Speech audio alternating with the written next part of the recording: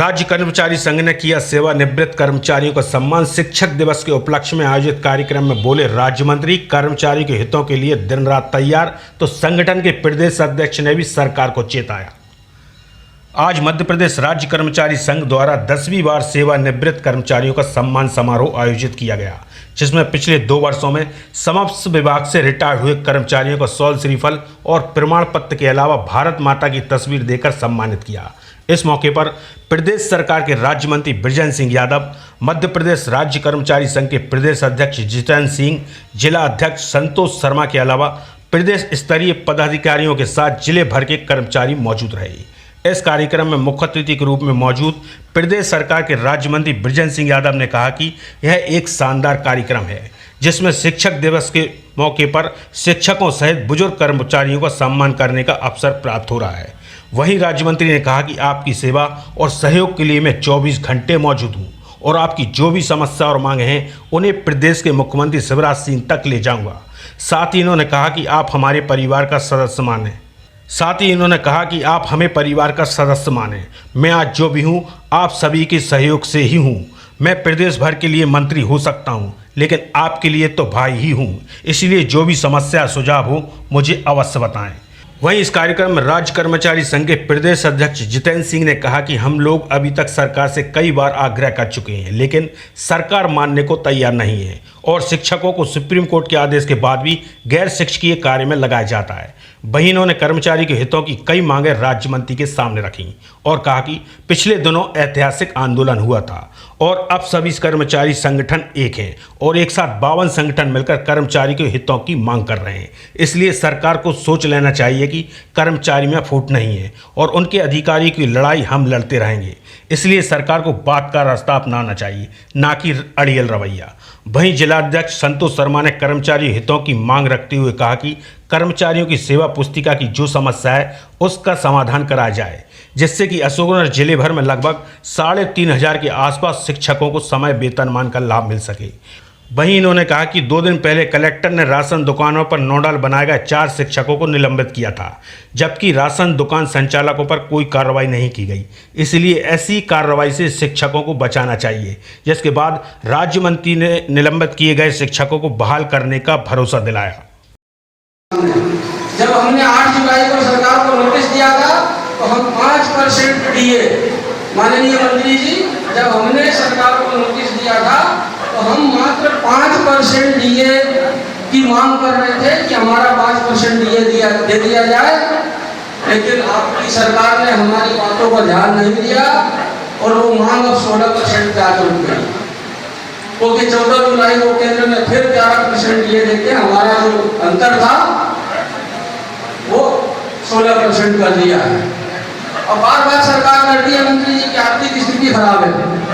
चलो मैं मान लेता हूँ कि 16% डीए में आपका आर्थिक व्यय हो रहा है, गृह वाला भत्ता देने में आपको आर्थिक व्यय हो रहा है, पंचायत सचिवों को 7वां वेतनमान देने में आपको आर्थिक व्यय हो रहा है, लिपिकों की वेतन विसंगति दूर करने में आपको आर्थिक व्यय हो रहा है। तो मैं दूसरी तरफ आपको एक मुद्दा और निपटा दूंगा मंत्री जी, कि इस देश में, इस प्रदेश में वर्ष 2016 से हमारे प्रदेश के कर्मचारी बिना पदोन्नति के रिटायर हो रहे हैं। आज 52 में से करीब 40 जिलों में प्राचार्य जिला शिक्षा अधिकारी बनकर बैठे हैं। 100 में से 90 स्कूलों में प्रभारी प्राचार्य हैं। मैं जिस विभाग में नौकरी करता हूँ, योजना आर्थिक सांख्यिकी विभाग में, वहाँ पे 40 जिलों में डिप्टी कलेक्टरों के पास चार्ज है। पूरी जो प्रशासनिक व्यवस्था है वो कोलैप्स होती जा रही है और हम पदोन्नति पर निर्णय नहीं ले पा रहे हैं। भाई पदोन्नति के आदेश से पूर्व में कि सेवानिवृत्ति दिनांक पे ही इनके सारे स्वैध जो भुगतान बनते हैं वो सारे भुगतान किए जाएं। इनका पीपीओ जो है पेंशन के लिए जारी किया जाए। लेकिन आदरणीय भाई साहब, शायद ही है कि इतने आज 48 लोग हमारे 2 साल में सेवानिवृत्त हुए हैं। इन 48 लोगों में से सेवानिवृत्ति पे एक भी व्यक्ति को जो है पीपीओ या इनके भुगतान नहीं दिए गए। कई तो ऐसे हैं कि शायद आज 1-1.5 साल से ऊपर हो गए हैं, उनके क्लेम, और जो नहीं आए हैं वो कम से कम 4-4, 5-5 साल वाले लोग मेरे संज्ञान में, मेरी जानकारी में है। कार्यालय और लिपिकों के चक्कर लगा रहे हैं। तो भाई साहब मेरा निवेदन ये है कि जो भी कर्मचारी उसके जीवन का भविष्य का निर्माण कर सकता है, वो अगर अच्छी शिक्षा देगा, अच्छे संस्कार देगा, तो निश्चित ही उसका पढ़ाया हुआ वो बालक ऊंचाइयों पर पहुंच जाता है। और वही शिक्षक अगर उसको सही मन से नहीं पढ़ाता, तो सही संस्कार नहीं दे सकता, तो वो बच्चा बिगड़ जाता है। तो बहुत बड़ी जवाबदारी होती है शिक्षक के ऊपर। अब शिक्षक को ये बात सही है कि जब चुनाव आते हैं तो शिक्षकों की ड्यूटी लगाई जाती है, क्योंकि अब तो शासन का नियम है। चुनाव 5 साल में आते हैं, लेकिन अब चुनाव एक नहीं, चुनाव भी बहुत सारे हो गए। लोकसभा, विधानसभा, पंचायत, नगर पालिका, मंडी, बहुत सारे चुनाव हैं। उसी में कहीं कहीं उपचुनाव भी आ जाते हैं। तो ये बात सही है कि जवाबदारी तो बहुत बढ़ जाती है, वो परेशानी भी बढ़ जाती है। आज जो सेवानिवृत्त हुए हमारे 2 साल से जो कर्मचारी, आज सम्मान समारोह रखा था उन सभी का, कर्मचारियों का। क्योंकि मांग स्वाभाविक है, जब कोई भी कर्मचारी हो, कोई संगठन हो, कोई ना कोई मांग तो रहती है। तो बहुत सारी मांगे रखी है। मैंने उनको आश्वासन दिया है कि मैं इस विषय में माननीय मुख्यमंत्री जी से बात करूंगा, जो आपकी मांग है वो जायज है, वे बिल्कुल उनको पूरा करने का प्रयास करेंगे। देखिए, हमारा राज्य कर्मचारी संघ जिला शाखा अशोकनगर के बैनर तले आज ये कार्यक्रम था। और मुंगावली जो हमारी तहसील शाखा है, पिछले 10-12 सालों से हर साल हमारे जो भी साल में हमारे जो कर्मचारी सेवानिवृत्त होते हैं, एक 5 सितंबर को कार्यक्रम करके उनका सम्मान करना, और शिक्षक दिवस जो हमारे शिक्षकों के लिए एक सम्मान का दिवस है, स्वाभिमान का दिवस है, उस दिवस कार्यक्रम करते हैं। इस कार्यक्रम के निमित्त में आज यहाँ आया था, और आज जिस प्रकार से यहाँ का कार्यक्रम हुआ है, बहुत शानदार कार्यक्रम हुआ है। इस कार्यक्रम के लिए मैं पूरी जिला शाखा टीम, तहसील की टीम, मैं सबको बधाई देता हूँ। और ये विश्वास करता हूँ कि आगामी भी इससे अच्छे और ये हमारी टीम यहाँ का काम करेगी, और निरंतर ये राज्य कर्मचारी संघ का काम हमारा संकुल से लेके और पंचायत स्तर तक बढ़ रहा है। अशोकनगर जिले में मेरी पूरी टीम को मैं बधाई देता हूँ। देखिए, मैं संयुक्त मोर्चे का भी अध्यक्ष हूँ, और एक प्रदेश स्तर पे हमारा आंदोलन अभी पिछले जुलाई माह में हुआ है। आज प्रदेश के जो हमारे कर्मचारी हैं, उनको न 16% डीए का नुकसान हो रहा है अन्य राज्यों की तुलना में, केंद्र के कर्मचारियों की तुलना में।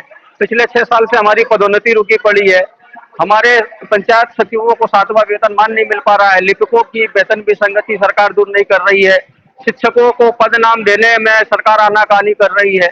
वही अध्यापक संवर्ग के साथ भी सरकार ने बहुत बड़ा कुठाराघात किया है कि उनका नियुक्ति संविलियन न मानते हुए नियुक्ति दी गई है। पुरानी पेंशन इस प्रदेश के कर्मचारियों के लिए एक गंभीर समस्या बनी हुई है। इन सब मुद्दों को लेकर हम आगामी समय में फिर आंदोलन पे जा रहे हैं, और हमने 29 तारीख को प्रदेश में एक बड़ा आंदोलन किया था, और सरकार से हमें अपेक्षा थी कि सरकार कर्मचारी संगठनों से संवाद करके कहीं न कहीं जो हमारे कुछ आर्थिक और कुछ अनार्थिक मांगों पे सरकार विचार करेगी, निर्णय करेगी। लेकिन हम ये पहले कहते थे कि ये सरकार कुंभकर्णी निद्रा में सो रही है। पिछले 1 महीनों में सरकार ने साबित कर दिया कि सरकार कुंभकर्णी निद्रा में सो गई है। कर्मचारियों के मांगों से सरकार को कोई लेना देना नहीं है। सरकार कोई संज्ञान नहीं लेना चाहती, सरकार कोई संवाद नहीं करना चाहती। पदोन्नति जैसे मुद्दों को 6 साल से अटका के रखा गया है। मैं बात करूं कि अभी 2 साल पहले ही पिछड़ा वर्ग को लेकर हाई कोर्ट में पिटीशन दायर हुआ था, लेकिन सरकार के इंटरेस्ट लेने के कारण पिछड़े वर्ग जैसे आरक्षण के विषय पे मध्य प्रदेश सरकार निर्णय लेती है, लेकिन कर्मचारियों की 6 साल से रुकी हुई पदोन्नतियों के बारे में कोई विचार नहीं करती है।